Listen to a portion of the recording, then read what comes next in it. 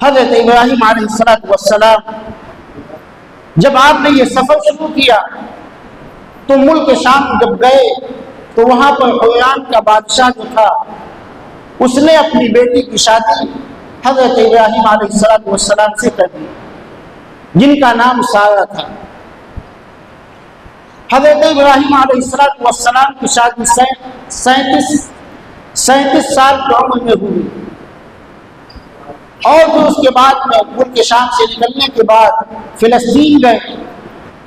حضرت سارہ آپ کے ساتھ میں ہیں، مصر پہنچتے ہیں۔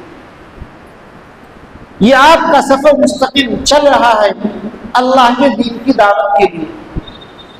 جب مصر پہنچتے ہیں تو جو وہاں کا جو بادشاہ تھا، اس بادشاہ نے سنا کہ اس علاقے کے اندر کوئی شخص آیا ہے جس کی بیوی بہت خوبصورت ہے۔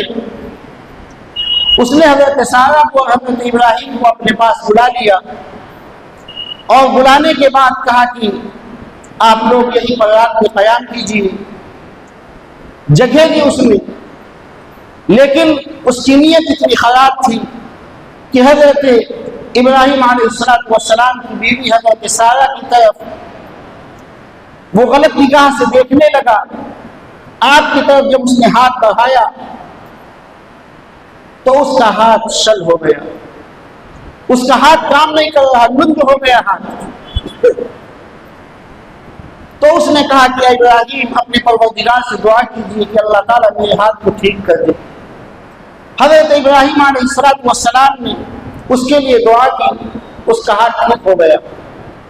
پھر اسی طریقے سے دوبارہ اس کی نیت خراب ہوئی، 3 مرتبہ اس نے یہ عمل کیا، اور حضرت ابراہیم علیہ السلام نے 3 مرتبہ اس کے لیے دعا کی۔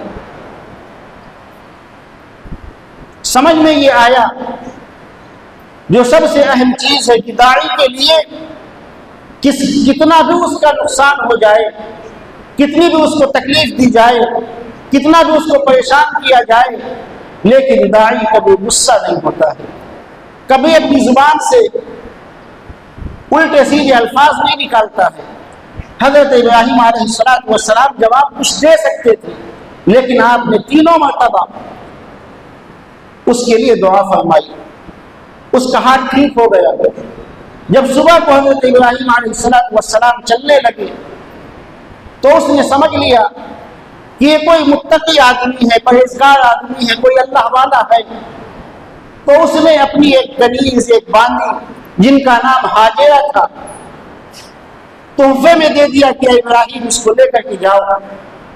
حضرت ابراہیم علیہ السلام کی اب 2 بیویاں ہو گئی، ایک حضرت سارہ ہے اور دوسری حضرت ہاجرہ ہے۔